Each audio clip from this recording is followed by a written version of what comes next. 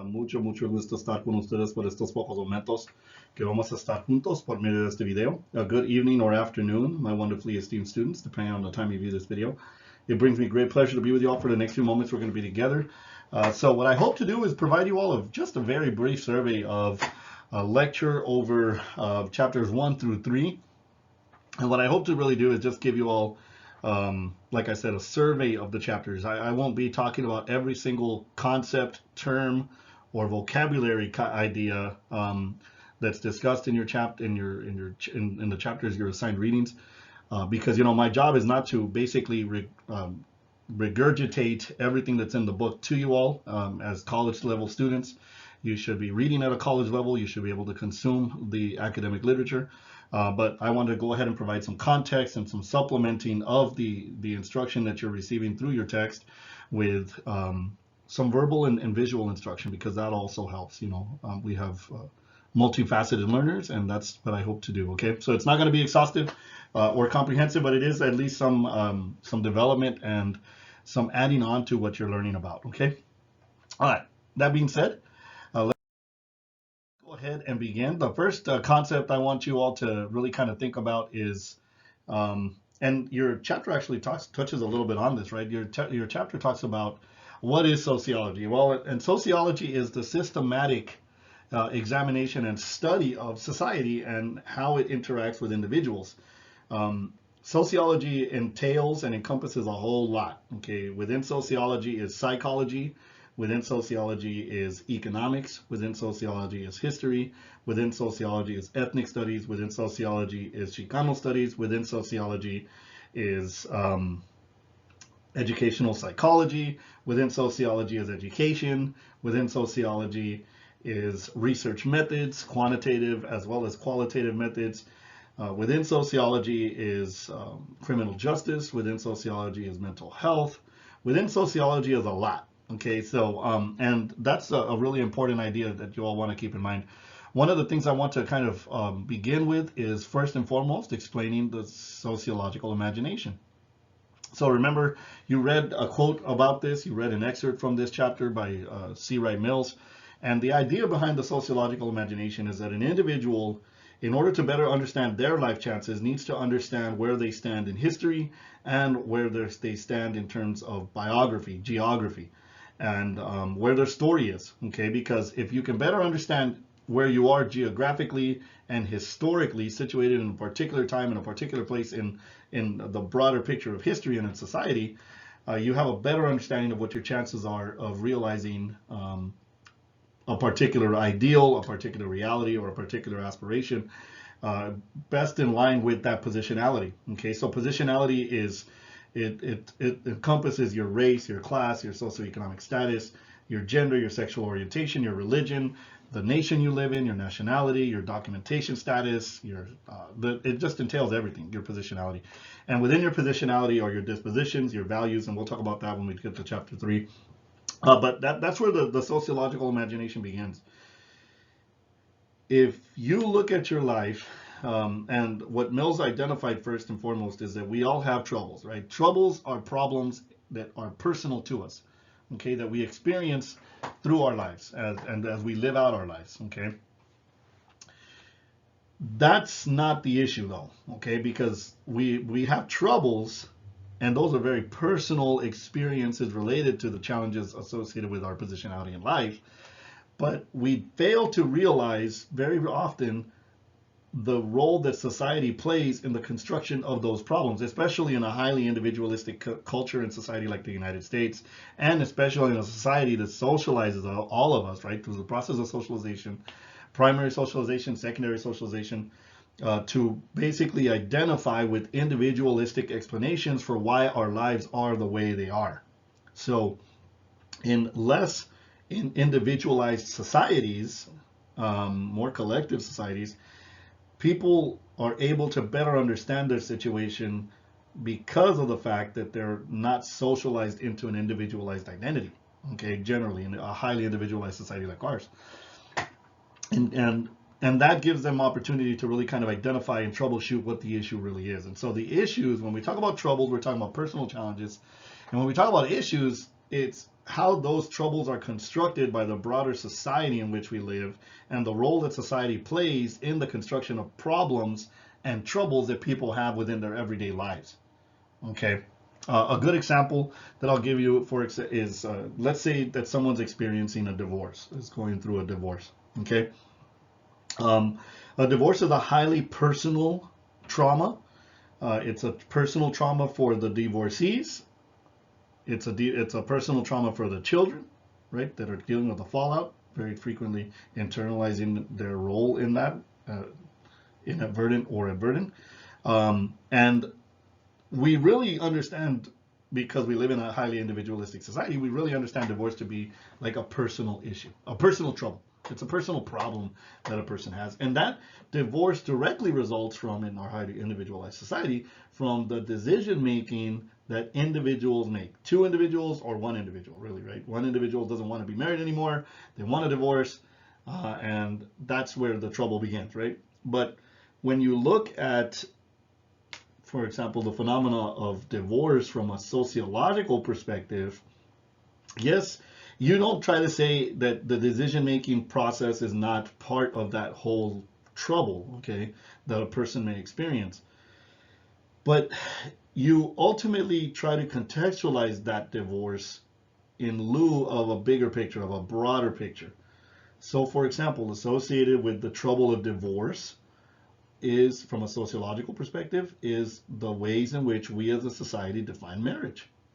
We define marriage in such a way that it introduces for men a lot of advantages and a lot of privileges, right? So I get married as a male. I no longer have to cook for myself. I no longer have to clean for myself in a traditional marriage, right? A traditional heterosexual marriage. I know I have someone now who's going to help me when I'm sick. I have now someone who's going to be by my side, for better, for worse.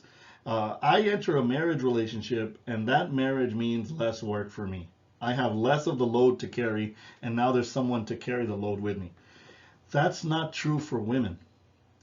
So from a sociological perspective, divorce is very much correlated to the gender dynamics that men and women are socialized into, the gendered values that we possess. Because a woman gets married in a very sexist society like ours, and she ends up with more work, more clothes, more food, more cooking, more cleaning, more people, right? She ends up with children. And now she's not only taking care of this grown man, now she's taking care of the children. And she's not just taking care of their children, but sometimes, especially in our society, now you have mothers taking care of their grandchildren, right? So what happens is you look at a divorce and you understand that divorce is very much shaped by gendered expectations, gendered values, gendered socialization. There's also an economic factor that comes to bear on divorce, right? There's educational correlates to divorce. So there's all these different dynamics that contribute to divorce that are rooted in societal organization of family relationships and family dynamics. And those are the things we don't scrutinize. Those, because we live in a highly individualistic society, we don't necessarily look at the broader role that society plays in divorce. Instead, we look at, oh, maybe that was just a bad husband, or maybe that was just a bad wife, not realizing that society's definition and organization and gendered role performance associated with marriage is very much a contributing factor to that. So the same thing goes for unemployment, the same thing goes for domestic violence, the same thing goes for incarceration rates, the same thing goes for suicide, the same thing goes for any social phenomena you're thinking of that a person experiences as a trouble. The same thing goes for someone dropping out of school, someone becoming a drug addict, homelessness, like all of those troubles, those personal troubles that a person may have, for example, poverty, is rooted in the broader issue of the organization of the broader society in which we live. Okay, so that's what the sociological imagination is about. And part of the work of a sociologist is to explore and interrogate how issues contribute to the construction of the personal troubles that individuals navigate on a day-to-day basis, okay, a daily basis. Now, one other point I want to mention to you all is that sociology is a science, and we'll talk about that more when we get to chapter 2. But it's a science that's systematic. So there's all this research, and I won't even show you, but in my library, there's just a snippet of my library. There's all this research that talks about and shows that we have available to us that can help us better predict and explain why things happen. So we already know the relationships of who's likely to be incarcerated based on race, based on gender, based on educational attainment, who's more likely to be divorced, who's more likely to drop out of school, who's more likely to be poor, who's more likely to be subjected to domestic violence, who's more likely to any kind of social phenomena. We have all this research on it. That's developed and identified and rehashed by sociologists and people within the sociological field, so of social science more broadly. So that being said, that's what sociology is about. It's about drawing a connection between your life and the broader society in which we live, and realizing that your life is very frequently, and the troubles that you have in your life are very frequently not necessarily the product of the choices you have made or the effort you've put forward, but a lot of times more directly related to the issues in the broader society of which you live or in which you live. And that also, by the way, the organization of society is more directly related to power and the concentration of power. And we could talk about economic power, we could talk about cultural power, we could talk about institutional power. Power generally, those individuals in power have the ability to more broadly organize society in ways that that are unseen by everyone else. C. Wright Mills wrote about that in something called The Power Elite. So you have a little bit about that. I've already spent almost 11, close to 10 minutes on this. I better keep moving on. Going forward, I want you all to see that this is Peter Berger on the right, this is C. Wright Mills on the left, and they believed they're two pretty prominent sociologists. This is a quote that says, "The life of an individual cannot be adequately understood without references to the institutions within which his or her biography is enacted." So the other idea associated with sociology is you are not necessarily an individual as much as you are the roles and the statuses, the roles you perform and the statuses you occupy throughout your life. And if you understand what your statuses are and the roles you perform in the society in which you live, and the expectations associated with that role performance, then you have a better understanding of yourself and of what's going to be possible for your life based on your statuses and your roles. And that's a really important part of the equation as well. So Tammy is a mom. Tammy is an employee, right? But Tammy's not just a mom and an employee. She's white. She's in the lower bottom rung of the socioeconomic ladder. She lives in rural Oklahoma or wherever she lives. So you've got these dynamics that also shape her experience. And if Tammy's sociologically utilizing her imagination, her sociological imagination, she will best be served by understanding where other white women in the lower rung of the broader society leading a female-headed household have their chances. Like, where are other white women raised in female single-headed households? The same thing is true for Matt. Matt could consider, where are other white young men being raised by single moms in poverty ending up? And there's a lot of research that talks about where they end up. They don't end up at Harvard like he was talking about. They don't end up at Yale. Not to say that not everybody does. Not to say that someone at Yale isn't from where Matt is, but the likelihood of that, the life chances of that individual are very relatively slim, statistically speaking. Okay? And that's why it's important to have a sociological imagination. All right. So chapter 1 is also discussing great sociologists. So here are a couple of them. You have Emil Durkheim. You have Karl Marx. Now, Karl Marx did not consider himself a sociologist, okay? Like, let's just be clear about that. But he's considered a classical sociologist because of the ways in which he put forth ideas that really helped best elucidate the dynamics of inequality in the broader society in which people live that are related to class or economic capital. Okay, this is Max Weber, this is Herbert Spencer, there's so many others. You'll notice that these are all males, right? These are all European males. Classical sociology has been associated with European males. And there's just so many more, there's George Simmel, there's Auguste Comte, just a lot of different white males, for lack of a better term. That's not to say that there were other people, right? Now, let me talk a little bit about some of these theories, okay, and some of these theorists. So Karl Marx, as I said, he was not a sociologist necessarily. He didn't consider himself a sociologist, but he did a lot of thinking around the role of economics in reality and the construction of reality, the social construction of reality, and how that dynamic, the economic base in a society, plays a role in everything else that's going on in society, usually related to inequality, which Marx called exploitation and profit. Okay, so Karl Marx is a macro sociologist. That's also something discussed in chapter 1. You have macro theories and micro theories. So macro theories are these big theories associated with big ideas, like conflict theory is a macro theory. Okay, conflict theory is the idea, and it's rooted in Karl Marx's ideologies and Karl Marx's theories, that social groups are in competition for limited resources and limited power, right? So you only have so much money, you only have so much power, you only have so much water, you only have so much of an education, you only have so many seats in a college classroom, you only have so many jobs, right? What Karl Marx said through conflict theory is that there are various groups in society. Now, Marx saw it as a competition between the proletariat and the bourgeoisie. Proletariat being the poor, exploited workers that have no resources and limited access to resources. The bourgeoisie being the capitalist, the owners of property, the owners of capital. And what he said is that there's these groups that are in competition for the capital, for the economic resources in any society, specifically property and technology and capital. Okay.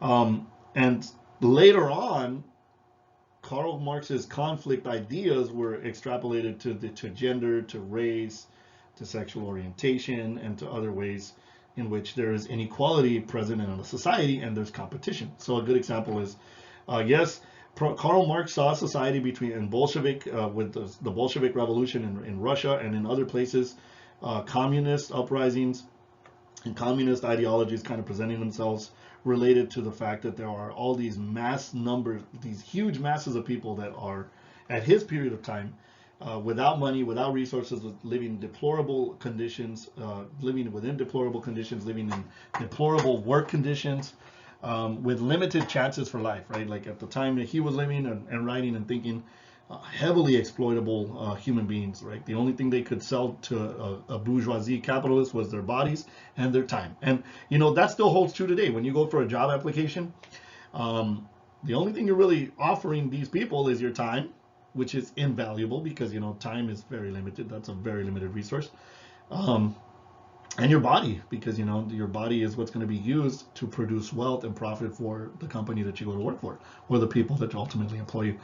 So that same dynamic was very much real for him, his time. One thing I want you to also realize is, like, for example, in terms of the competition, the feminist ideology kind of came from Karl Marx's ideas, because feminists, right, the only reason women can vote today is because feminist women decided that they deserve the right to vote, because before, men did not let women vote. The same is true in terms of racial dynamics. You know, Black Americans, Mexican Americans, Asian Americans have historically been a very highly exploitable group of workers and people, very highly exploitable groups of people.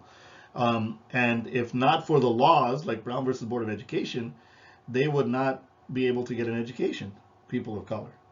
And if not, for example, Lau versus Nichols, which is an educational policy that was passed, or a Supreme Court case decision that was passed, then Chinese people would not get, Chinese and other non-English speakers, speaking populations would not get access to equitable instruction in their language, in their native language, or at least the resources to attain language proficiency in English. So you have Karl Marx's macro conflict theory. Conflict theory is a macro theory, a big idea.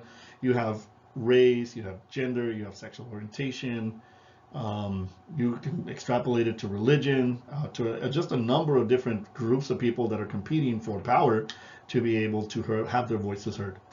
Husbands and wives in marriage, right?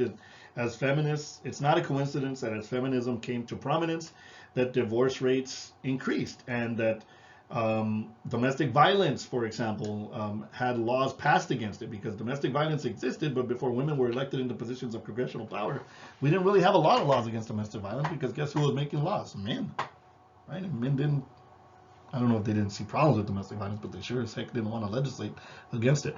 So you've got these dynamics that are present in conflict theory. So remember, conflict theory is associated with Karl Marx. It's a macro theory that's related to competition between particular populations. and it can be generalized to not just class or economics, like Mark said, but other areas of difference. Okay. Um, you also have, and here's a good example of this dynamic um, and what that looks like, right? So here you have this is classic conflict theory in reality, okay, with data. Okay, so in this chart you have white and Hispanic men and their earnings based on their educational attainment. All right, so we know that race matters for a lot in our society.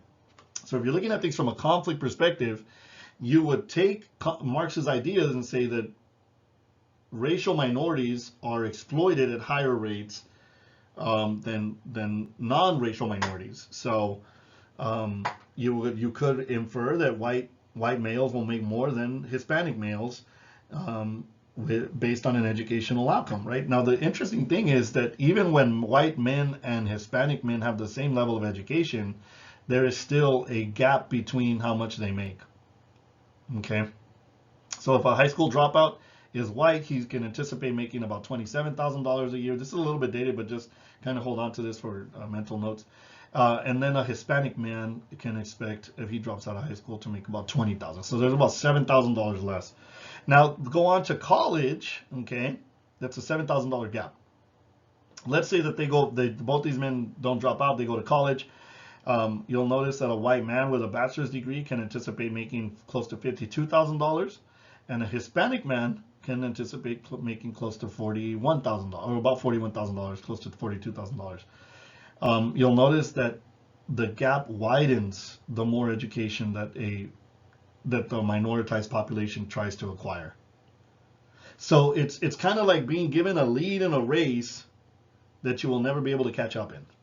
And you don't actually catch up, because if you think about it, if you go on here, you begin to see that a white male that earns a professional certification, that would be like a law degree, a Juris Doctorate, that would be like a superintendent certification, that'd be some kind of like a medical degree, for example.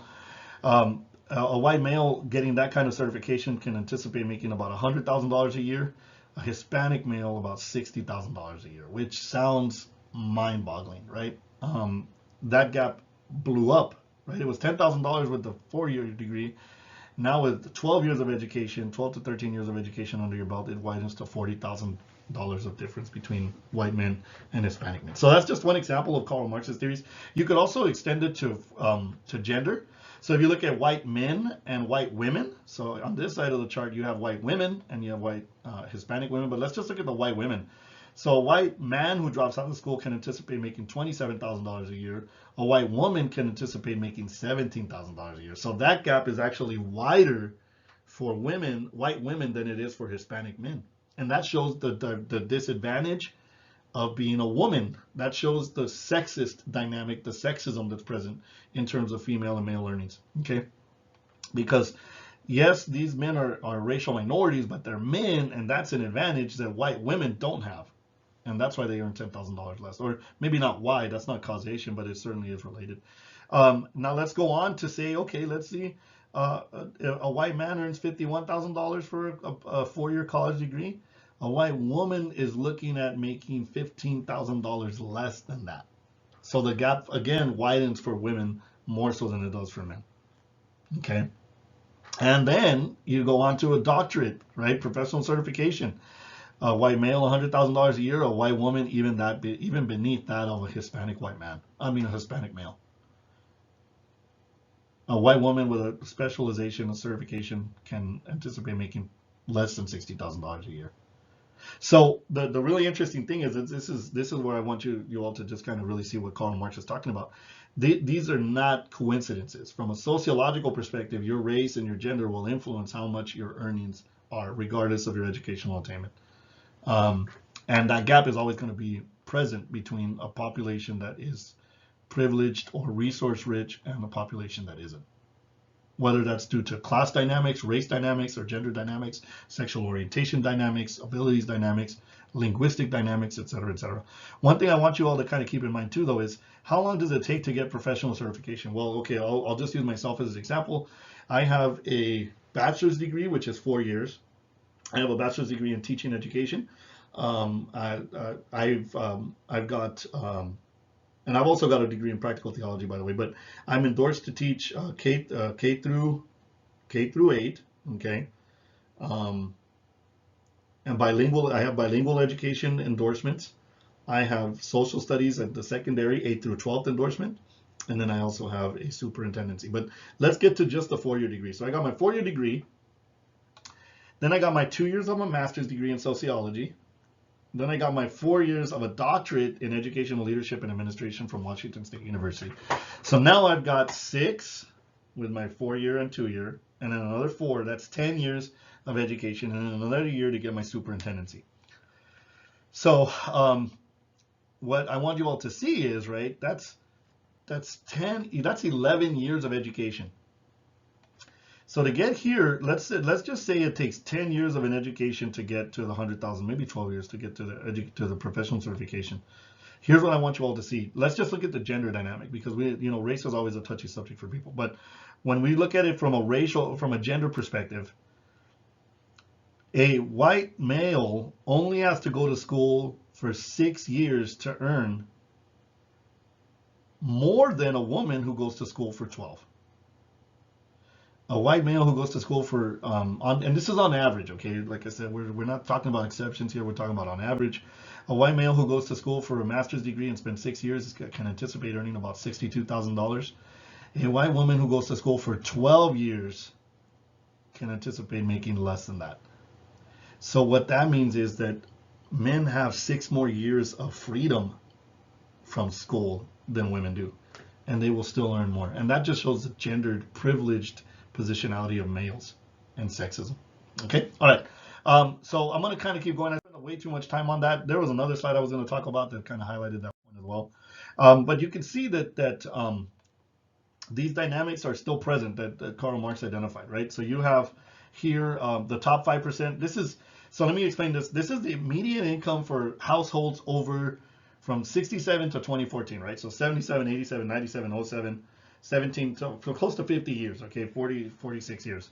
From the course of 46 years, this is the tracking how much income the top 5% had, the highest 5%, the highest 4%, the highest 3%, and the poorest in our society, right? So you have, over the 46 years, the poorest in our society, the Tammies and the Matts, did not see their income go up at all. Nothing. Neither did those a little bit richer than Tammy. Neither did those a little bit richer than those above Tammy. The middle class, this is probably close to the middle class, did see an increase, right?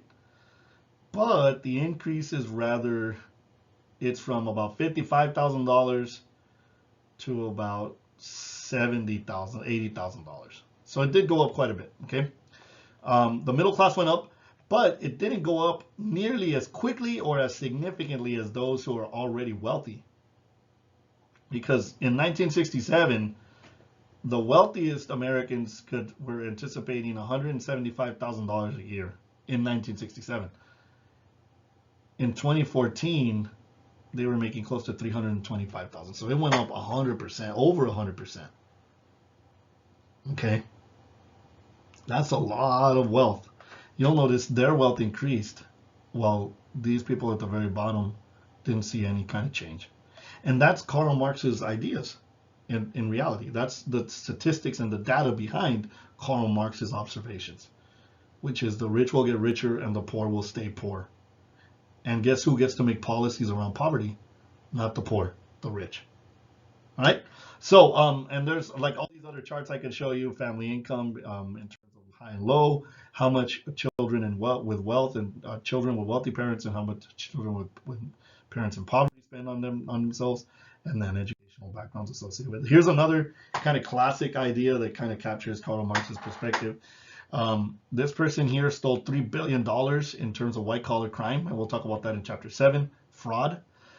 They got 40 months, okay? That's less than 4 years in prison.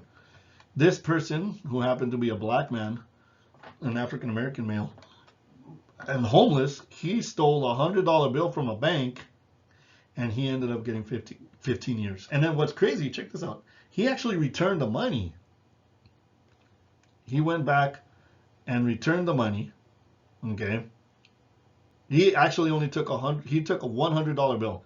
She gave him 3 stacks of money of bills, the clerk.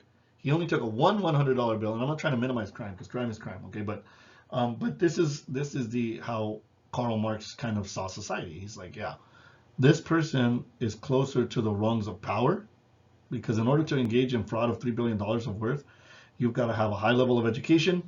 You probably are part of a particular racial demographic, and you probably have a particular like positionality, where it's not a coincidence that the poor person ends up going to prison for 15 years for stealing $100.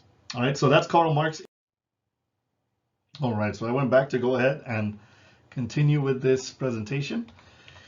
What you have here is with Max Weber, because I was talking about it was party, privilege, and power. Okay, those are the 3 P's.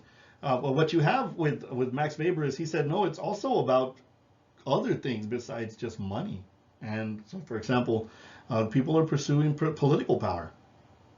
Political power could be, the example of political power is why Donald Trump, of the former president of the United States, even though he's a billionaire, wants a job that pays $400,000 a year, right? Because the presidency doesn't pay a lot of money, according to, I mean, there's probably CEOs that are making more money than that, right?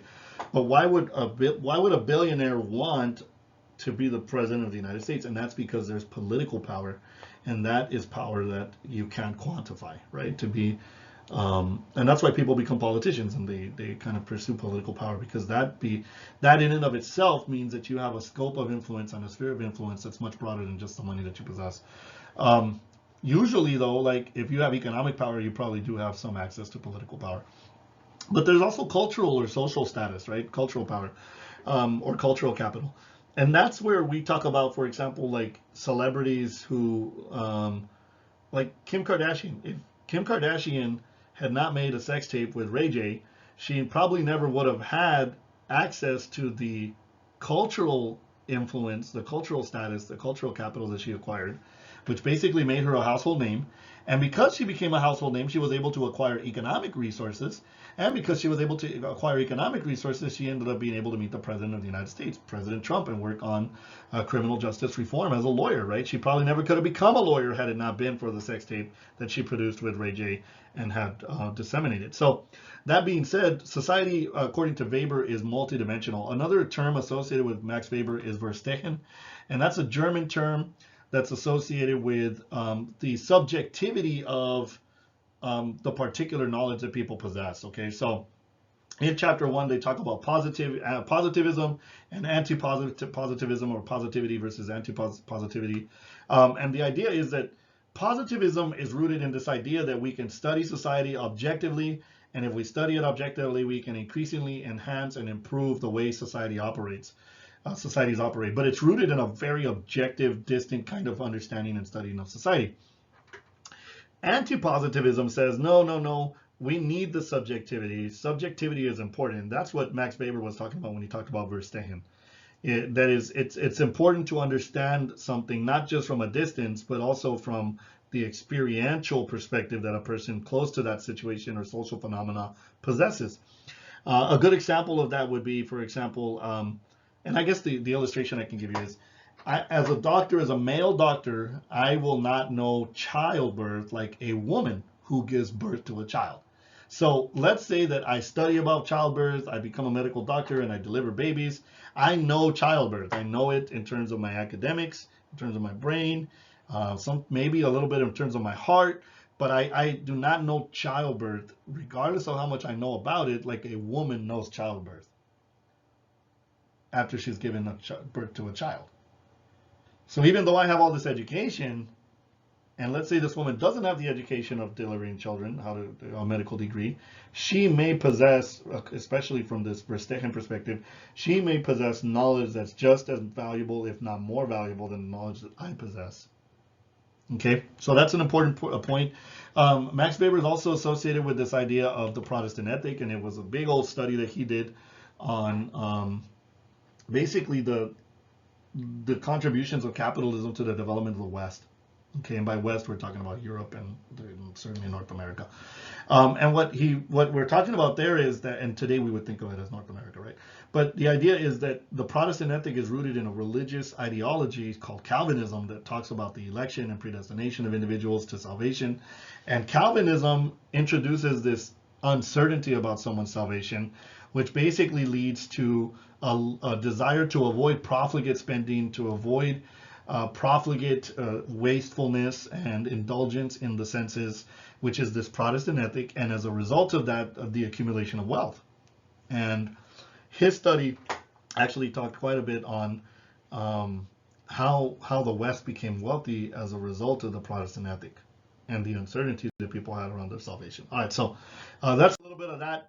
Emil Durkheim is a macro sociologist. He's a macro theorist. His theory is associated with functionalism, though, okay? And functionalism, and there's other sociologists, like Robert Merton, for example, was a functionalist, Talcott Parsons was a functionalist. But from a functionalist perspective, unlike conflict theory, which says that it's about competition, functionalists say that it's about harmony, it's about equilibrium, it's about unity, it's about solidarity, social solidarity specifically. And the idea behind this is that functionalists view society as an organism, as a kind of like a biological entity, right? It's an organism that is living, that needs to be healthy, that needs to experience equilibrium in its parts in order to stay healthy. There's something called functions that particular social institutions serve. And then there's dysfunctions, which is pathologies or illnesses that are introduced to the institutions that are operating in society. There's something called latent functions and also manifest functions, which are related to the tasks that institutions do. And when we talk about institutions, social institutions, we're talking about, for example, the family. That's a central institution. The family's purpose is to reproduce social members of the society so that the society doesn't die in terms of reproductive numbers. Okay. It's also a place of psychological and emotional safety. It's a place where there's task specialization from a functionalist perspective, and that people learn expressive as well as instrumental roles that are going to be extrapolated and generalized to the broader adult roles that they play in society and in the workforce. The other institutions include religion, the economic institutions, the educational institutions, and the political institutions. Those are all institutions: family, religion, education, politics, and economics. Okay. Now, within any of those institutions, there's certain functions, right? So the economic institutions' function is to meet the basic material and material needs that people have: food, shelter, clothing, and then everything else that kind of comes with it. If there is a breakdown in the economic institution, it's going to impact the family. If there's a breakdown in the educational institution, if there's a dysfunction in the educational institution, it's going to impact the economic institution. So there's this idea that all of these institutions are interrelated, and a breakdown in one or a dysfunction in one can have implications and profound ramifications for all of the other institutions, all of the other organs, right? Like, so if you think about it from a biological illustration, if my lungs begin to break down, then it's going to impact my brain, and it's going to impact my heart, or it may impact my heart, which may impact my brain, because I'm not going to be able to get oxygen properly, and that's going to ultimately cloud my thinking. I could end up having a stroke or an aneurysm and then die, right? Like, if my liver begins to break down and I begin to experience cirrhosis, then I ultimately will begin to experience problems in my kidneys and in other parts of the organs that I have of the body. So that's what functionalism is about. And when you look at homelessness, for example, that's a clear indicator of a breakdown in the economic institution. You could also say it's a breakdown in the family institution. You could say it's a breakdown in the educational institution. There's all these institutions that are evidence of a dysfunction within the phenomena of homelessness, or within the substance abuse or drug addiction or incarceration.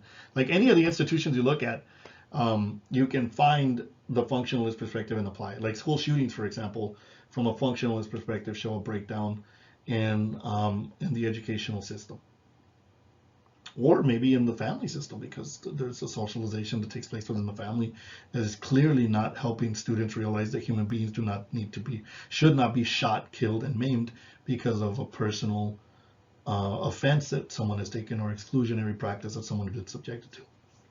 All right, so I'm going at 40 minutes. I'm still in chapter 1, everybody. Yeah, believe it or not. All right, so the last theory, and before I go on, let me go ahead and kind of summarize this. So you have macro theories, and the two macro theories are functionalism and conflict theory. Okay, and then you have micro theories discussed in chapter 1. And the micro theory discussed in chapter 1 is symbolic interactionism. Max Weber is a conflict theorist, according to some scholars, but he's also a symbolic interactionist because he very much believed in the subjectivity and the Verstehen that is necessary to better understand social phenomena. These are two social theorists. This is George Herbert Mead on the right, and this is Erving Goffman. Symbolic interactionism, one of the theories associated with it, it's a sub-theory, is called dramaturgical analysis, and that's the one associated with Erving Goffman. This theory says that it's not about these big monolithic or homogeneous groups of people in competition for resources, or these large homogeneous institutions that are operating with functions and dysfunctions and harmony or disharmony. The symbolic interactionist says it's not that complicated. It's actually at the micro level, at the individual level, that individuals create and construct reality. So the social construction of reality is very much associated with symbolic interactionism and the micro perspective, the micro theory. Okay?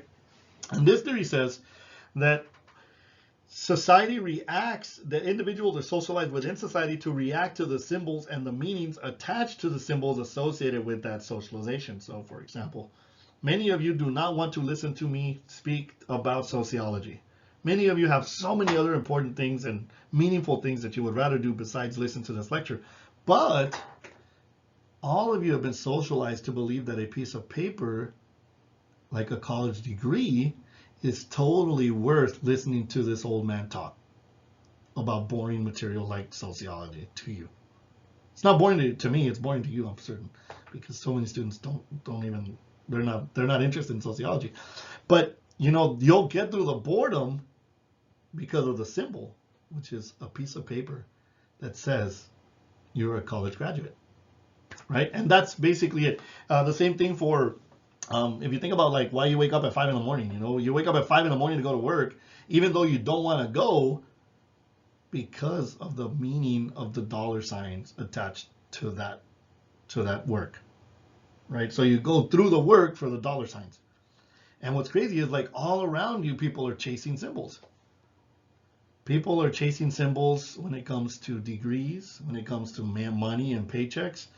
The symbol of a marriage ring, right? People chase symbols, sometimes to their own detriment. My mom had one of these on. She was married to my dad, and she worked through infidelity, domestic violence. Like, she stayed in this marriage, right, because of the symbolism. Even though she was being beat, she was being abused, she was being cheated on, she was witnessing her children being abandoned. Like, this symbol means something. And we're all socialized to value symbols. So you want to think about, like, for example, applying this to yourself. Like, what symbols are you chasing? Some of you are chasing A's. That's a symbol. Right? Some of you are like denying yourselves sleep. Some of you are denying yourselves family time. Some of you are denying yourselves mental health time to get a symbol, a letter A on a paper, right? So that's what symbolic interaction is about. When you think about it from the Erving Goffman perspective, by the way, associated with George Herbert Mead is this idea of the generalized other. So you have significant others, you have generalized others, there's the I and the me associated with that. And the idea is that we kind of move into a space of development and socialization according to symbolic interactionism, where we ultimately begin to internalize the societal expectations of the broader society in which we live, called the generalized other. And we do that, and that's chiefly mediated through the significant others in our lives, which are our parents, our brothers, our siblings, teachers later on, peers later on, etc., etc. So what symbols are you chasing, right? And why are you chasing those symbols? That's a really important question. Who taught you those symbols? And that's symbolic interactionism. Now, going back to Erving Goffman, dramaturgy is a dramaturgy, however you want to pronounce it. And dramaturgical analysis is associated with Erving Goffman because, what he said is that we even perform our gender, right? When I shave as a male, I perform my gender. When a woman shaves her legs, she's performing her gender. When a woman puts on a dress, she's performing her gender. Symbolic interactionism says we perform our race, we perform our sexual orientation, we perform our gender. we perform throughout most of our lives. We're constantly on stage, front stage, backstage. We'll talk about that later on, okay? All right. And symbols are important, and the reason we pursue symbols is because they give meaningfulness to human communication as well as to human interaction, right? Just think of this, not to you, but to, like, let's say you're driving and someone does this to you. Like, that symbol gets you upset. It's a middle finger, but it pisses you off, or gets you upset, however you want to say it. It angers you. Some people get shot because they threw a finger at somebody on the highway, or someone cuts you off, right? What is that saying to you? It's communicating something, right? So that's what symbolic interactionism looks like. There's all these gender role performances associated with that, but there's a lot of theories that you can kind of look at, a lot of research on this. Okay, going to American sociology, we have two really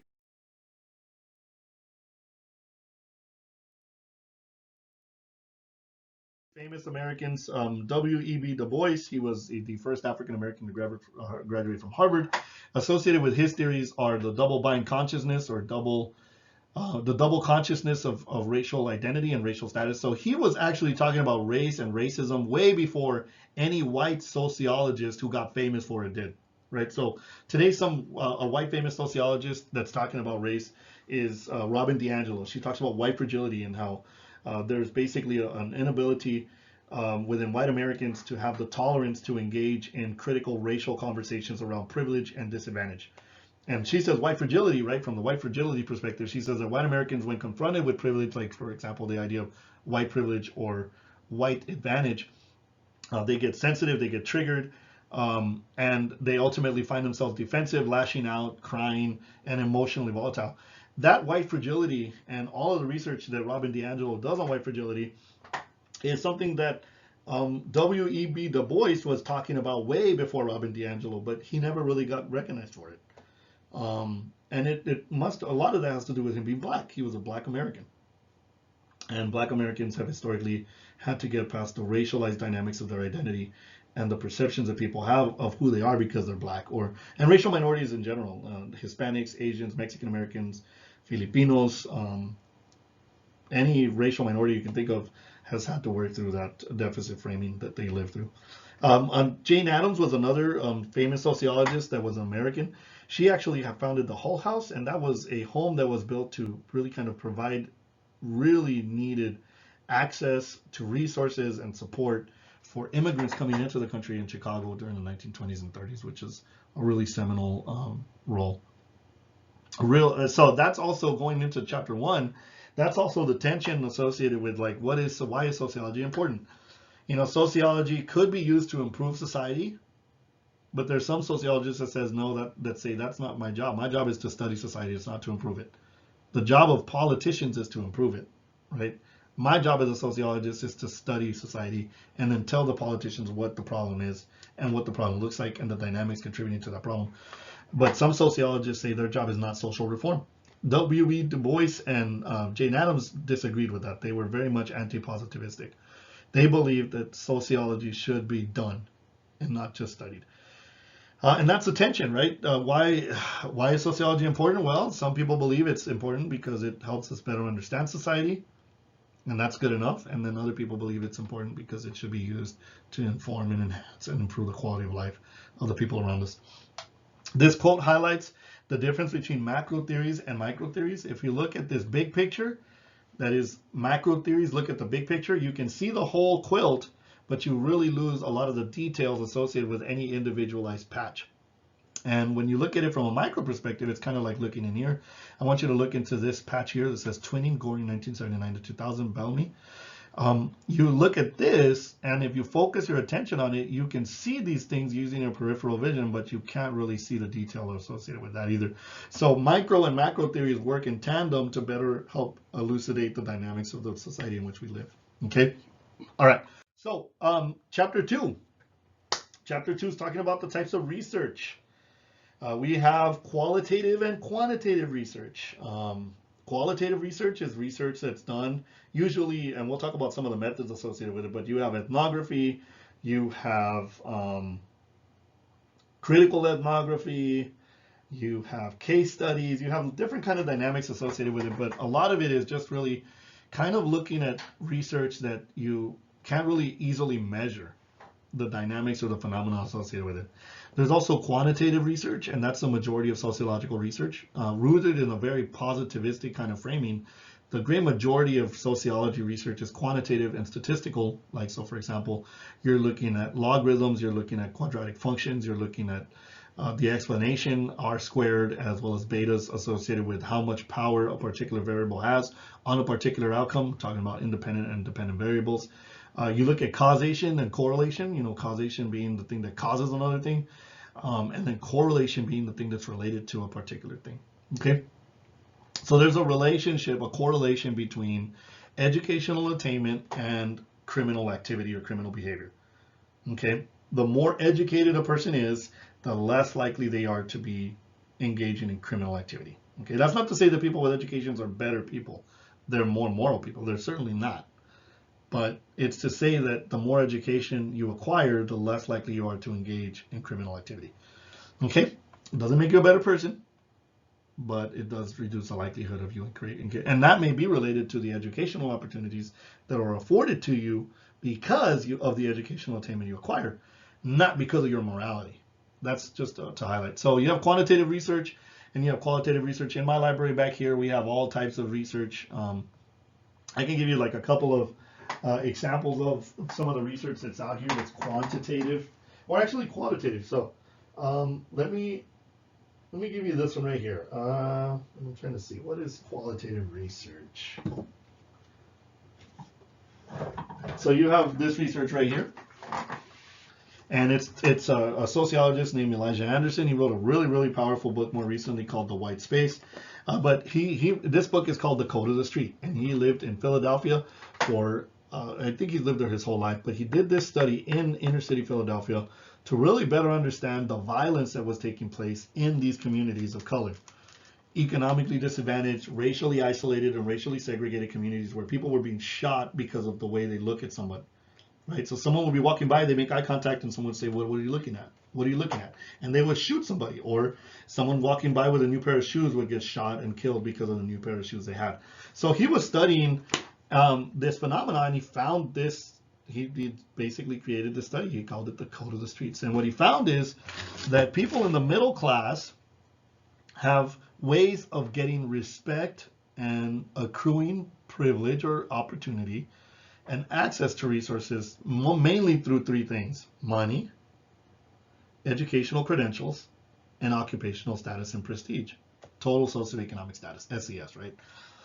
People in the inner city, though, regardless of their race, but people in the inner city don't have those things. So what do you do in an environment when you want respect and you want to be esteemed and you want to feel validation, but you don't have an educational credential, you don't have a job, and you don't have the economic resources? Well, you create something called a counterculture. And that's leading into chapter 3 that we'll talk about later on. But so that's a little bit about some of the dynamics there, right? In this study, he found that there are something called decent people, decent families. And by the way, they're all lower class African American families, okay? But there are, within the inner city, there's decent orientations, and then there's street orientations. And this is interesting because these orientations, they're very different worldviews. When you are street oriented, you do not let someone disrespect you because of the way you look. Like if you make eye contact, you're going to engage in physical activity, probably shoot them. When you're decent oriented, you just basically absorb the disrespect. Okay. Well, and you know, there's a whole lot that I can talk about when it comes to the Code of the Streets. But it presents itself in why you have young teenage mothers in these communities. Young teenage mothers looking for affirmation get a lot of attention when they have children, or when they have a really prominent character in the community as their boyfriend or significant other or sexual partner. So that leads to premature sexual activity. It leads to premature childbirth, and it gives these women status in the broader community in which they live, but it limits their life chances, and it really impedes their ability to move up in social class. So, but the Code of the Street has some value. And then also the decent orientations have values as well. So that's just one example. I mean, there's a lot of other examples that I can give you all. This is a quantitative study right here. It's called From Parents to Children. And you'll notice it's a massive book, right? All this stuff is in my brain. It's like 500 pages, but the subtitle is The Intergenerational Transmission of Advantage. So it's looking at how parents give their children, transmit to their children privilege or advantage. And that could be racial, that could certainly be economic, and it extends itself in not just schooling opportunities, but employment opportunities, in the human human capital, cultural capital, and the social capital that people possess. And this is very statistical, So for example, there's all these lines, right? These predictive models right here. It's talking about the average readability by categories of books and homes. So they basically look at how many books a child has at home and their reading level, like how many words per minute and vocabulary they have. Okay, so you have also, these are I'm not sure if you're going to be able to see that, but these are all like numbers. It's all statistical covariants that and variables that are associated with coefficients of what they're called, that are associated with particular things, right? So the U.S. achievement outcomes based on parental education, based on family income, based on racial background, all of that is related to your advantage and where you're going to end up in life. Okay, so that's a quantitative kind of approach. Some of the methods of sociology include participant observation or fieldwork. We'll talk about the ethics of fieldwork in a second. Usually, one of the challenges that sociologists have when it comes to social research methods is this, okay? People change behaviors when they know they're being observed. If you have a question about that, just think about what you do when you're driving down the highway and you see a police officer. If you're speeding, you know you slow down. If you're not speeding, you still check the speed limit that you're going to make sure you're not speeding, right? That's called the white coat effect. It's called the observer effect. So when people are being studied or being observed, they change their behavior that's more in line with the expectations of the person observing them. And that's the problem that we have with sociology. When we study things like, for example, racism or sexism, and there's a lot of research on racism, right? I just talked about white fragility. All this research that talks about the inability of white Americans to engage in critical racial conversations around racial privilege, like white privilege. All this research on that, right? But sociologists, we're studying stuff that people don't want to talk about. We're studying stuff like, for example, racism, sexism, poverty, that people usually try to hide from or not confront. So if you ask someone, for example, let's say you want to learn more about racism, if you ask somebody in a questionnaire, hey, are you racist? The answer is always going to be no. And so we have to work around that in ways that other scientists don't have to worry about. So for example, if you're studying cancer, you can put a cancer cell in a petri dish, you can look at it, you can dissect it, you can look at it under a microscope, and you can ultimately begin to identify how cancer operates or what it works. You can look at the cellular operations and the metabolic operations within the cell, and you can better understand cancer that way. But you can't do that with a human being, right? We can't take a human being and put them into a cell and then study them. We can't measure racism necessarily, right? We can't pick it up like a rock. A geologist picks up a rock and he weighs it and he knows its mass, he knows its circumference, he knows its weight, but you can't do that with the things that sociologists study. And so we have to think around ways that we can figure out by proxy how to get some of the information we need. And that sometimes entails unobtrusive observations, right? So studying white Americans in social settings is a way that Robin DiAngelo found the idea of white fragility. You can do surveys, and that's more associated with quantitative research, sampling populations. There's ways in which you can do social science research, sociology research, so that you can take a sample of individuals that you're studying a particular social phenomena about, and as a result of that sample, you can make a generalization to the broader population. So it's called an inference, okay? You have open questions, you have closed questions, you want to stay neutral in terms of the questions, you have to have rapport. There's also secondary analysis, which is data analysis that's done with data that's already been acquired or compiled. The PSID is one of the databases that sociologists use. Some sociologists engage in experiments where you have a control variable, where you have an experimental variable. There are also, for example, dependent and independent variables. Let's see if I can kind of get through here. Trying to see how to. You've got ideas like, for example, discrimination, racism. These are all concepts, and you look for variables which are the indicators associated with these concepts.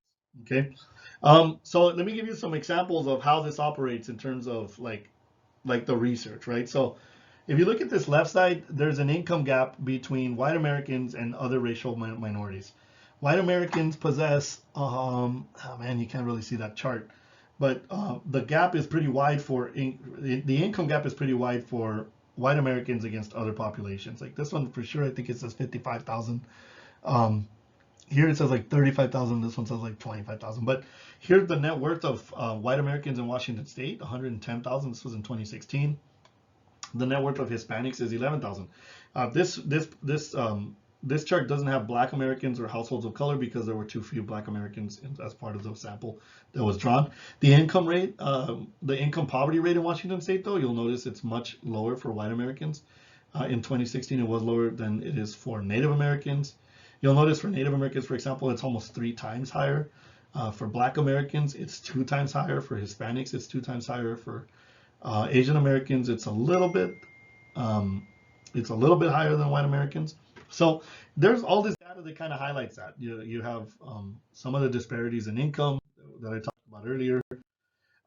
That is also very much related to how racial minorities are perceived. So if you're studying, for example, the income gap or the wealth gap between Black Americans and white Americans, you have to understand that there's a lot that goes on in terms of the racial understanding and the racialized dynamics of people's lives. So I'm going to give you an example of some of the research that's out there. But this is one point that highlights some of the sociological points around race, okay? So this top picture here says, a young man walks through chest-deep floodwater after looting a grocery store. You'll notice the word looting. This was during Hurricane Katrina in 2005. Here you have 2 white Americans, and it says 2 residents wade through chest-deep water after finding bread and water. So if you're a Black American, you're perceived and you're framed as looting. But if you're a white American, you found. And then, you know, what's interesting, it's the same behavior, it's just characterized and labeled differently. So race has a profound implication on the cognitive understanding that people have, on the cognitive domain, as well as the affective domain. And this influences the way people interact with people of color and the way people interact with white people. Okay, so to give you an example, this was a study that was done way back in the day. I don't remember the date, but it was by a social psychologist called Susan Fisk. And she basically found something called a stereotype content model. And she was studying the dynamics of discrimination in racial minorities' lives. This was taken later on by a sociologist named Douglas Massey. But you have warmth and you have competence. This is the affective domain and the cognitive domain. So when we meet people, we measure them by 2 quadrants. The first one is their competence. So if you go from here to here, it's the more competent. From left to right, the more right you go, the more competent you perceive someone. And then you also have warmth, which is related to how much you like a person. The higher up you go, the more you like the individuals. So in this study, what they found was that there's 4 types of groups. There's the esteemed in group, which is very high on warmth and very high on competence. And what that means is that we like people like ourselves. Our esteemed in group are people like you, whoever you are. If you're a white male, then that's your esteemed in group. If you're a white female, that's your esteemed in group. If you're a Mexican American, Hispanic, Latina, that's your esteemed in group. So it could be also your class. If you're middle class, that's your esteemed in group. If you're poor, that's your esteemed in group. So your esteemed in group is the group that you like the most and you perceive as most competent. And it's generally the group that you're a member of. It's your positionality. Okay. There are some groups that we don't like. That we don't like at all, but we believe are very competent. And usually that's called the envied out group.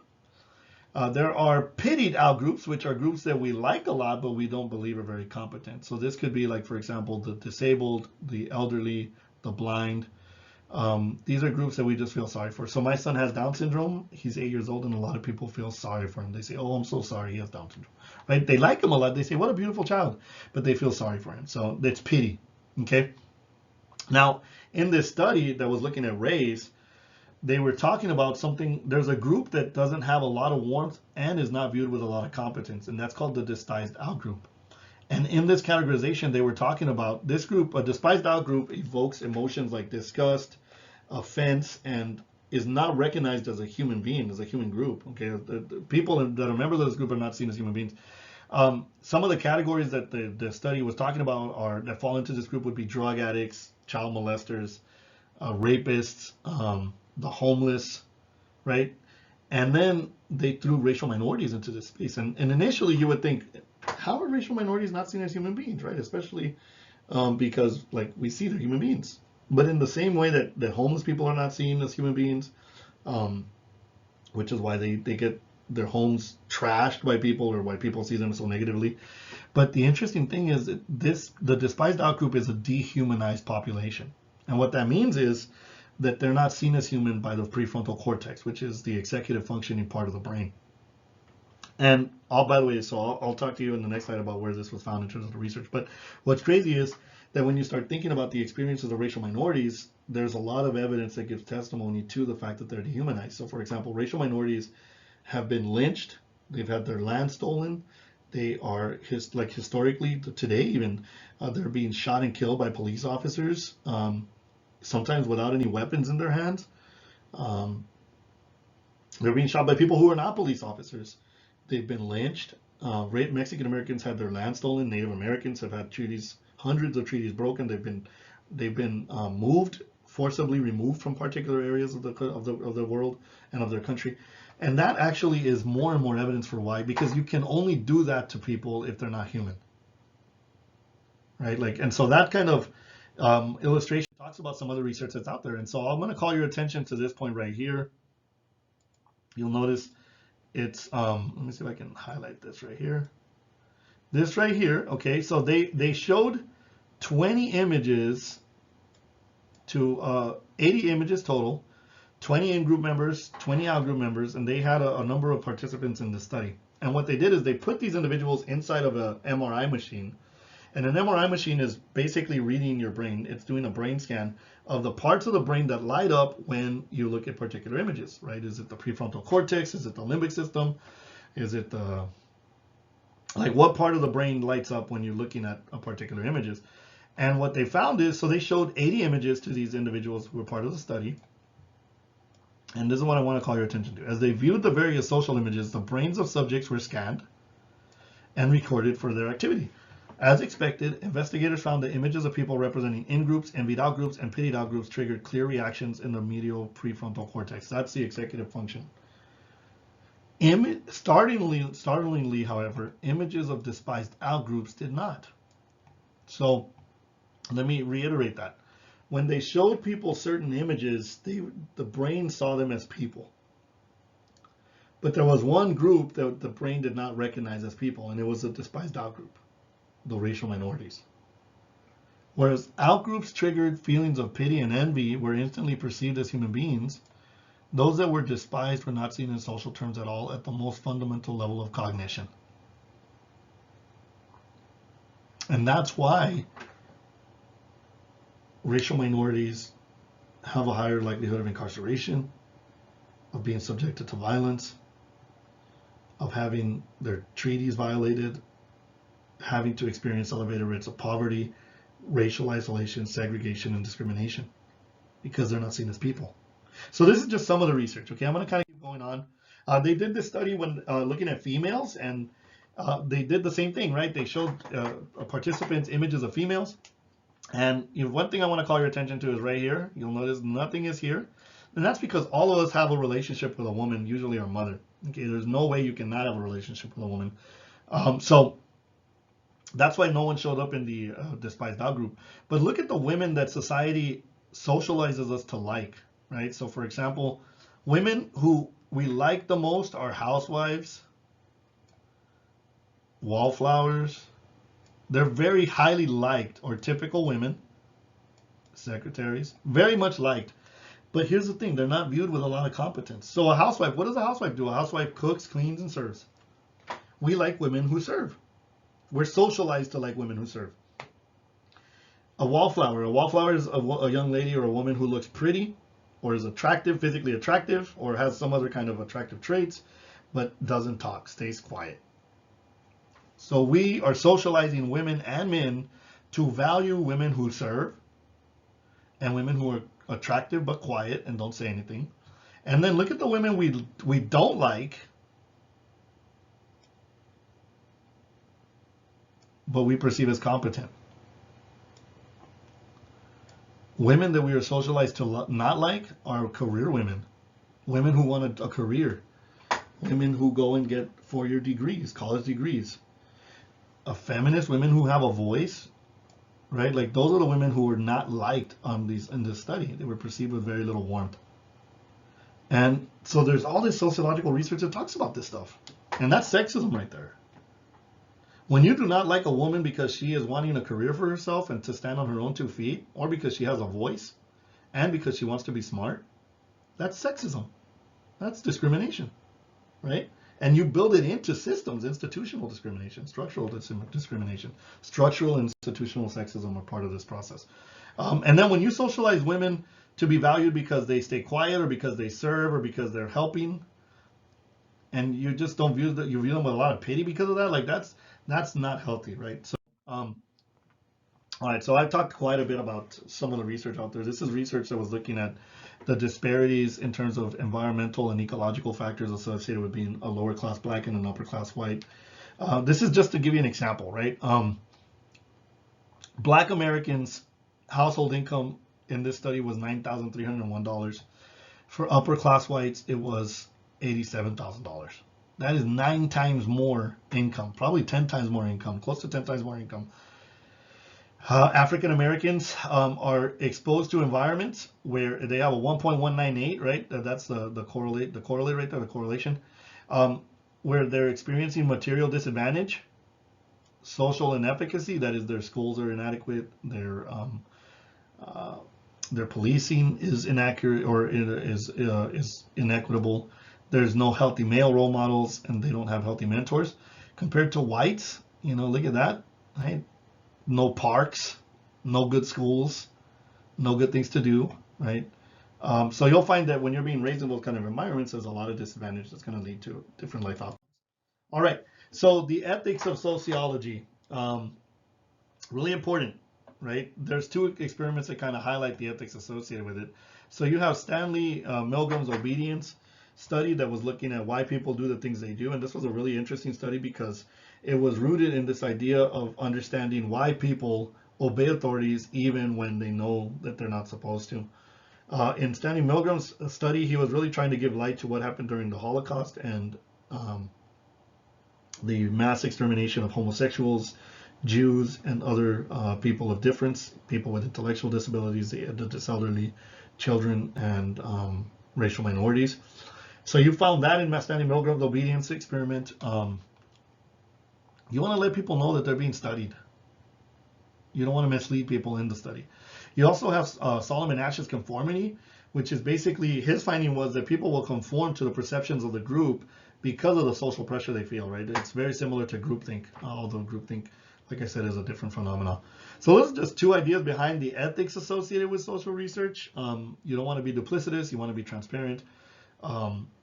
And those are just 2 ways in which you can do it. Let me keep going on.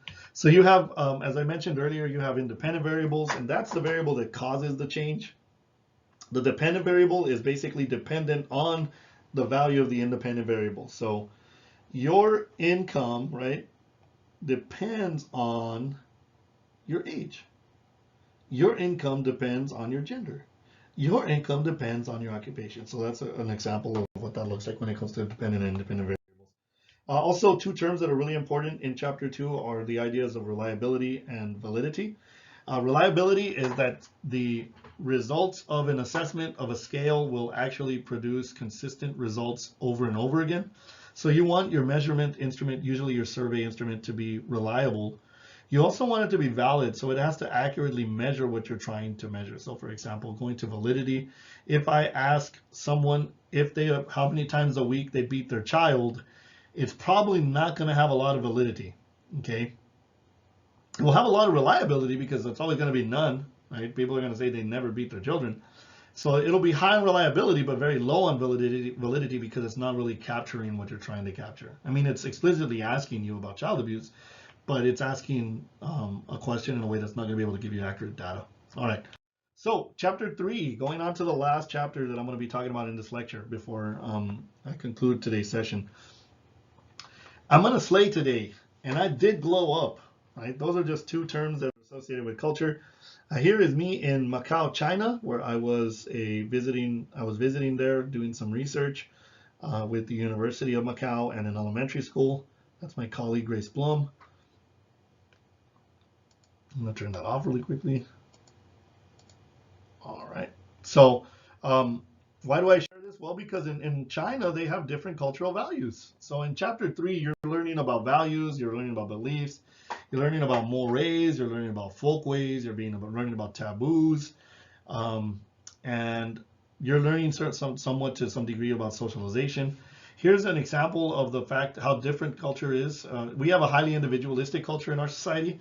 So you go to a restaurant and you get your plate of food. In China, that's not true. In China, they put your plate, you order a plate, but then they put your plate on a tray and it spins and everybody gets your food, which is crazy because not crazy that the Chinese do that, but it was crazy for me to adapt to it. This is called it's not a toilet, right? It's not a urinal. This is called a squatter. And that's a restroom in China. Whether you're doing number 1 or number 2, this is what the restroom looks like. So I had to relearn how to use the restroom when I arrived in China. This is some of the food in China. You'll notice that it's dark, you can't see what's in there, and then here's kind of looks like dirty dishwater.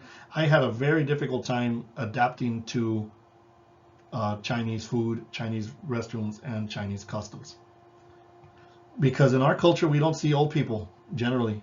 There were older senior citizens everywhere in China. And that's because in their culture, they value old people. They value old people as resources.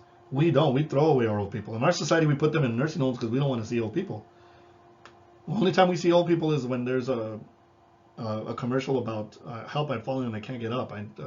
It's an alert system that you're trying to buy for a senior citizen like a grandparent. But in China, they value old people as sources of wisdom and expertise and have value. You have value in China until you die. And even afterwards, because you're an ancestor at that point. In our culture, no, we don't see old people. We put them in warehouses called senior living homes, and then we don't visit them unless we have time. We're too busy. So that's a little bit about some of the culture shock that I experienced. I experienced cultural disorientation and culture shock because my values, and I was socialized into values that were completely antithetical to the values that were present in China. I had an opportunity to eat a Chinese chicken soup, and it actually had a whole chick, a baby chick with its head on inside the water. That was very hard for me because in our culture, we don't see the animals that we kill, right? A chicken nugget doesn't look like a little chick. It's just a nugget of meat. But in their culture, you look at the animal that has had its life taken and you see it. All right, so going on a little bit more, those are some terms that we want to talk about. There's something called ethnocentrism. And there's something called cultural relativism. Ethnocentrism is what I was perpetuating when I arrived in China. And I was looking around and I said, why don't these people put away the old people? Why don't you eat food that is not whole? Why don't you use a toilet like my toilets? Right? That's very ethnocentric. When you when you judge another culture based on your own cultural value orientations, or cultural orientations, you are engaging in ethnocentrism. We are all as human beings ethnocentric. It creates solidarity, which is a benefit, but it does create conflict because when we interact with cultures that are different from our own, we inevitably experience cultural conflict because of it. Okay. You also have cultural relativism, which is something that sociologists and anthropologists say that we should all engage in.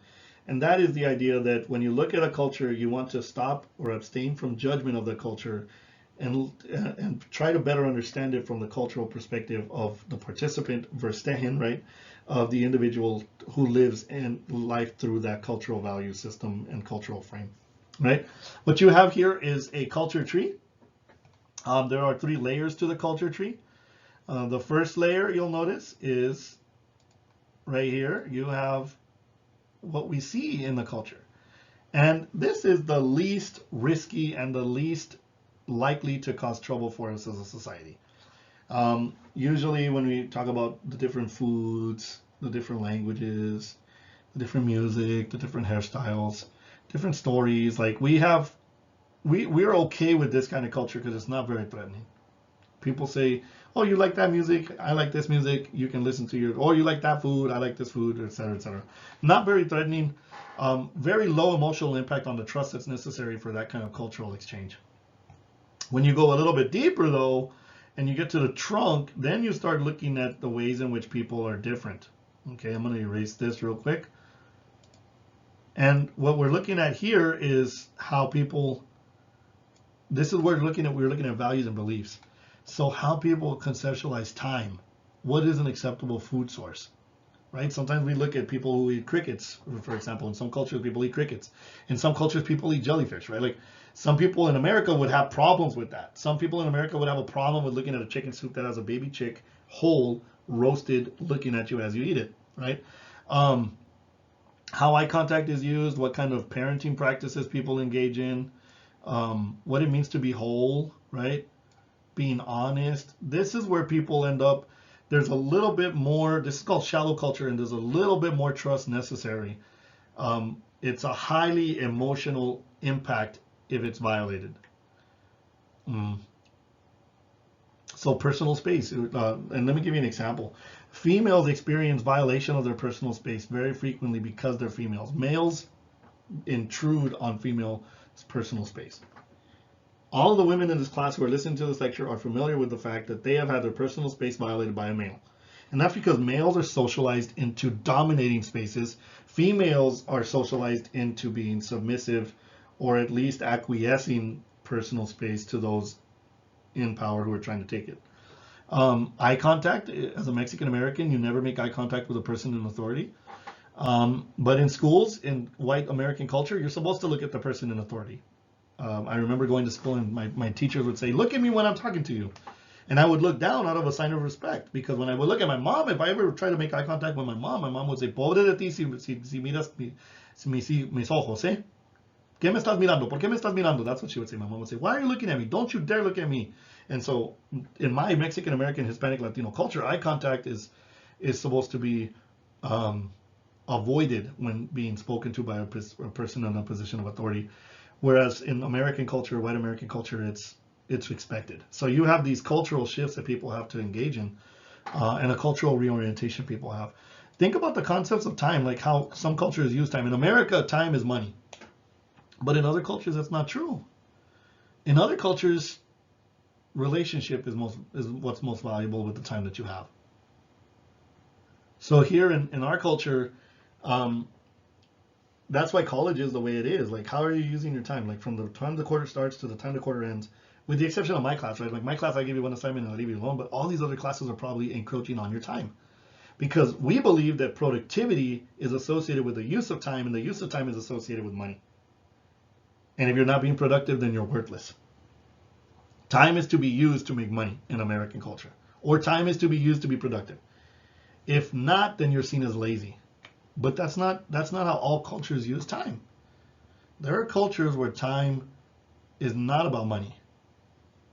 Time is about other things, right? So these are some of the ways in which you can kind of see culture, at least in terms of the shallow culture, being presented. And this is also where we end up with problems, right? Because let me give you an example. Child rearing practices. Parents in poverty very frequently, if you look at it from an economic perspective, I already talked about gender and personal space, and I've talked about eye contact, and that's racial. Look at how parents in the lower class raise their children versus parents in the middle class. There's a really good study called Unequal Outcomes, and it was by a sociologist named Annette Leroux.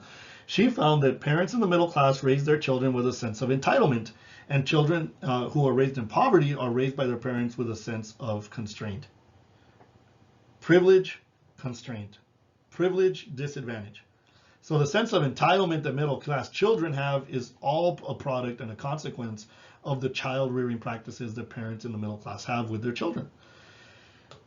Children in poverty are raised with a sense of constraint, and more than likely physical correction is what's used to correct the child in the lower class. I remember my mother used to hit me with a chancla, which is a sandal, or a gancho, right? If I got bad grades, my mom would hit me with a wire hanger, or she would hit me with a chancla, which is a sandal.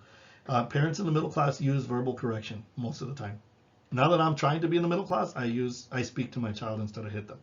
Okay, so, but that's educational. That just is another difference that's present between the cultural value systems. And last but not least, at the very bottom right here, you have deep culture. This is the stuff that people are ready to die for. So for example, definitions of kinship. It's not a coincidence that people are attacking school boards and are really pissed off with teachers because teachers are teaching children about same-sex families. That there are lesbians, homosexuals, bisexuals, and non-traditional family forms in our society. Like, people are pissed off trying to get teachers fired because of that. And that's because it's part of deep culture, and this is the stuff that people will die for. Take, for example, notions of fairness. You know, people are pissed off about, like right now, about critical race theory. The teaching of the historical racialized injustice of people of color is something that is extremely controversial for our society. You know, in Kennewick and in Richland, they banned the teaching of critical race theory, or the ideas that race plays a role in the advantage, privileges, or disadvantages of any particular set of people in our society, right? Is that fair? Is that fair to people of color? I don't know. You know, I mean, those are questions that this is why people get all pissed off. You know, people are protesting when a black man gets shot with his hands up, or a black man is choked to death by a police officer who's supposed to serve and protect.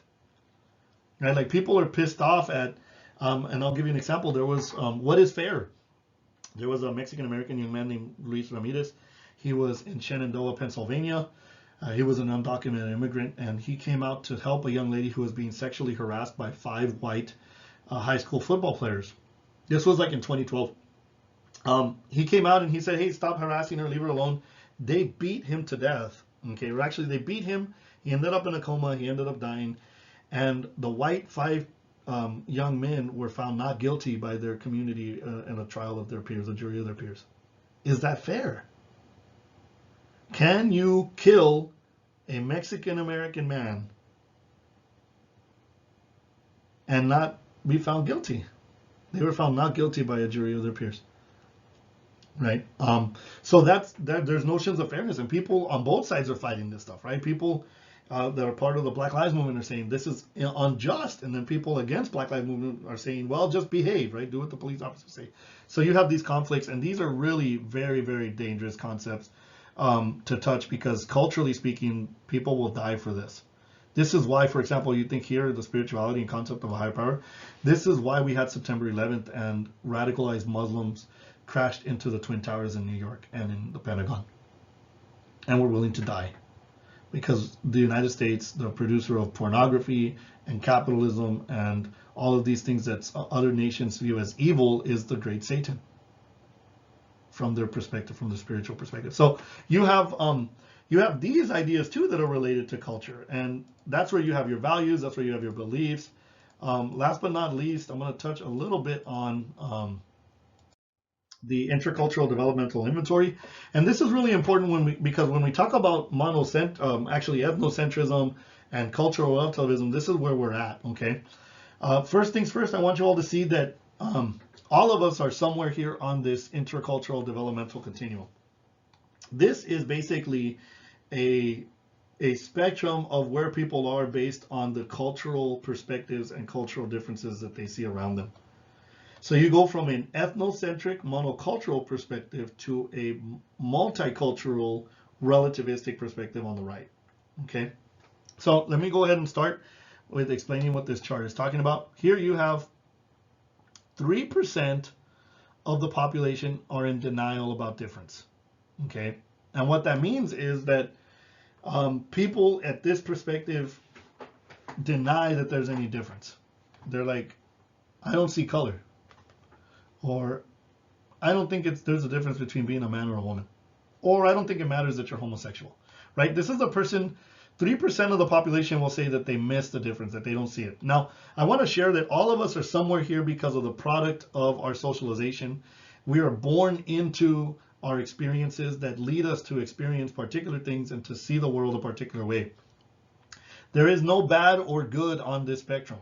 A person in denial is not a bad person because they don't see the difference. Okay, they are simply not seeing the difference because they live a life of racial, economic, or gendered insulation.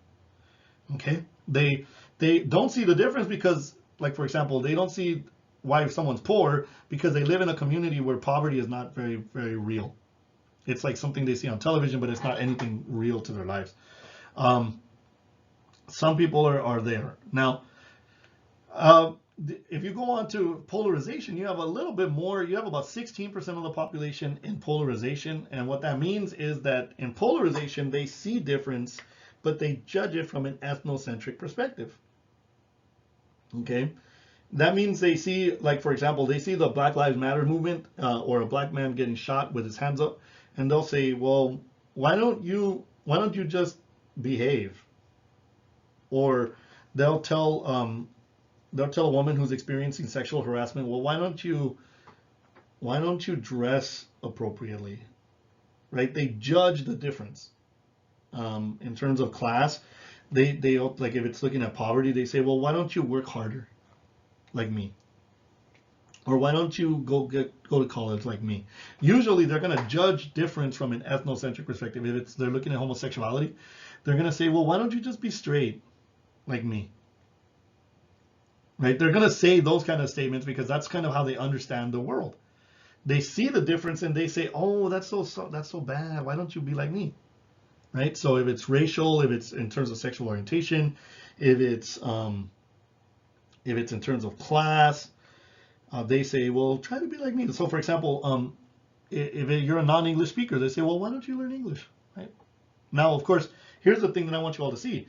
A person in denial, going back to denial, a person in denial isn't a bad person, and neither is a person in polarization. One thing I want you to see, though, that a person in denial is in denial because of a limited exposure to the broader world in which they live and to the differences they don't understand and they don't see. Okay? The same thing is true for a person in polarization. They are ethnocentric because they don't have proximity and exposure, repeated proximity and exposure to the differences that they're judging. Okay? So when you're looking at, for example, going into this next space of minimization, this is where the great majority of people are. The great majority of people are in minimization. About 65% of people are in minimization. And that's a place where they de-emphasize the difference. So minimization in terms of sexual orientation is a homosexual who has not come out. Like, they're minimizing the difference that they have. Minimization, if you're looking at it from a class perspective, is a poor person who is driving a $50,000 or $60,000 Lexus. They live in the projects, for example, or they live in low-income housing, but they have a 2023 Chrysler 300, right? That's minimization. They're trying to minimize their poverty and not let people know that they're poor. Okay. In terms of race, it's a person who assimilates, like, for example, Mexican Americans. I, as a Mexican American, have assimilated to English monolingual speaking customs, right? So, sí puedo hablar español, pero yo lo hago mínimo. I minimize my Spanish because I want to de-emphasize my difference if I'm in minimization. Okay. So that's where you end up with about 65%. And then when you start going towards the relativistic, cultural relativism perspective, you have a space of acceptance, which is another 16%. And that's where a person accepts the difference that they have. They deeply understand it, they comprehend it, and they appreciate the cultural differences. They say, oh, how beautiful you speak 2 languages. Or they say, oh, it's great that you're not straight. Or it's great that you're, not that you're poor, but that you can kind of accept where you are in terms of the socioeconomic status, right? So they deeply comprehend the differences between themselves and someone who's different from themselves. And they don't judge it, they value it. And last but not least, another 3% are in adaptation. Now, adaptation is important too because it's another 3%, very similar to denial, because this is really very, very difficult to be at. It's where you bridge the differences. So the difference the example I give people between acceptance and adaptation is, a person in acceptance likes the music, but they're not going to dance because they don't want to make a fool of themselves on the dance floor. A person in adaptation will like the music, buy the CD, and then go and dance even if they don't know how to dance, because they will eventually learn how to dance. And that's where you end up with these different kind of perspectives. So this is important because when we're talking about ethnocentrism and we're talking about cultural relativism, all of us are somewhere on this space. Okay, now, that being said, if we're looking at it from racial perspectives, this is just an example, but you can do it, like, again, with different things like sexual orientation, gender, etc., etc. So a person in denial will say, I don't get it. What race problem? There's nothing wrong, right? A person in polarization will say, oh my gosh, these immigrants are a threat to us, right? They're judging. Why do they have to come to the United States, these immigrants? Or why don't blacks just behave themselves? Or why do blacks have to get pulled over, whatever, right? And they could also be in reversal, which is like they're ashamed of their culture. So it may be a white American that's embarrassed that they're white, or a person in the middle class who's embarrassed that they're middle class, or a wealthy person who's trying to minimize that they're wealthy. Okay. In minimization, it's a person who says, like, I don't see color, all lives matter, right? And I mentioned that for denial as well, but in this space, they're trying to say, like, we're all the same, when in reality, we're not. That's called colorblind racism. In acceptance, they're like, I understand, I want to better understand how racism impacts people and how it works, so they go and they look for information. And then in adaptation, they say, I can see how all systems are excessively designed to get the results they're getting. I want to work to dismantle racism. So it's working. In adaptation, you're doing work to dismantle and disrupt these systems of inequality. So whether it's racism, whether it's sexism, whether it's homophobia, whether it's Islamophobia, whether it's, disdain for gender fluidity, that's kind of where this monocultural, intercultural developmental inventory comes in, okay? So when we talk about culture, you've got material culture, which is all the material stuff that exists in our society, in our world. A good example is a diamond. Within material culture, you have a symbolism associated with it. So this is where symbolic interactionism is really important. The diamond can mean different things to different people. To the engaged couple, it means one thing. To the person selling it, it means commission. To the miner mining the diamonds, it means turmoil, drudgery, and exploitation, et cetera, et cetera. To the owner of the jewelry store that got the diamond, it means profit. Okay. You also have symbolic culture, and that's where we talk about non-material culture, like the language, the norms, the values, and the beliefs. We'll talk more about ideologies later on. Language is really important. You have the Sapir-Whorf hypothesis, which is a really interesting theory that basically says that language shapes our reality and our experience of reality and our perception of it. A classic example I give is how in our society we don't have, we only have one word for love. Like, so I tell my wife I love her, and then I say, I love my wife, I love chocolate, I love my job, right? Like, and it's up to the hearer and the listener of whoever's hearing me say these things to discern the difference between my love for my wife, my love for my dog, my love for my chocolate, and my love for my job. But other languages are richer. So the Greek language, for example, had 3 words for love. They had the word eros, they had the word phileo, and they had the word agape. If we had such denotations of our language for love here, we could look at our relationships and say, now eros love is a love that's sexual. It's merely physical. It's very transient, very transitory, and it's usually related to sexual, physical satisfaction. So you would eros a prostitute or a one-night stand, right? You have sex, and that's kind of where eros love is at. So if you're in a relationship right now and your boyfriend were to say, or your girlfriend were to say, or your partner were to say, I eros you, you would know that the love they have for you is more related to the sexual satisfaction and the sexual experimentation and the sexual experience they have with you than something else, right? And a lot of times we enter relationships and it's eros love, and we don't realize that eros love doesn't last. Eros love will always find someone more attractive or something more attractive, right? You have agape. You have phileo love. Phileo love is a love that it exists. It's also temporary, but it exists as long as the object is beautiful, or as long as the object retains its beauty. Okay, so let me give you another example of that. Like husbands will love their wives, right, until they gain weight. God forbid that that's a relationship that someone has, but very frequently, you know, as women age, there's this pattern of men divorcing their wives for a younger spouse. I was reading about Dolph Lundgren, who just married a 25-year-old, and Dolph Lundgren is 65 years old. Right? He was already married to an older woman. She got old, she got wrinkles, she got weight, and he left her. Right? So if we're in a relationship and someone says, I phileo you, that would at least tell us that the love is going to be temporary, and it's going to be a temporary love that lasts as long as whatever is beautiful to me is there. But the moment the person is rude to me, or the person is not nice to me, then phileo can leave, or the person gains weight, or the person is balding like me, then phileo leaves. It's very transitory as well, although not as transitory as eros.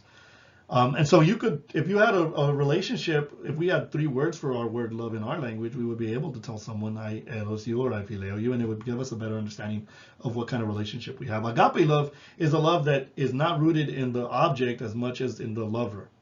So if you agape someone, that's related to like saying, I love you regardless of your weight. I love you regardless of your hair. I love you regardless of your age. I love you regardless of how you treat me. Okay? But we don't have that. And because we only have 1 word for love, we have very temporary relationships. And we have hookup culture, like, for example, Tinder or whatever other kind of apps are out there for people engaging in those kind of love, you know?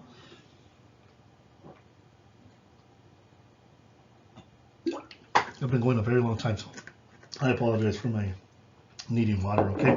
All right, so you have the Sapir-Whorf hypotheses. You have folkways, which are unwritten behavioral standards and expectations. You can break a folkway and not get in trouble. So, for example, if you fart in public, if you're in class and you farted, people may kind of move away from you, or they will probably try to normalize the situation so as to not embarrass or chastise the person who farts. But by and large, folkways can be violated without any kind of real serious consequence, but they are expected of people in particular situations. When you go on to mores, mores are those that are codified folkways, and mores are basically the laws that we put into statutes and are very highly regarded, strongly held moral, ethical values like you won't steal, you won't murder, you won't rape.